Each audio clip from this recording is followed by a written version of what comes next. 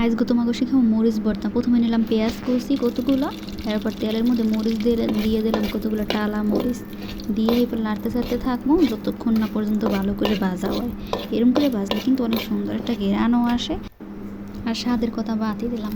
এরপর পেঁয়াজ আর মরিচ একসাথে নিয়ে এরকম ডলতে থাকবো যতক্ষণ না পর্যন্ত পেঁয়াজ আর মরিচ একসাথে মাখামাখি হয়।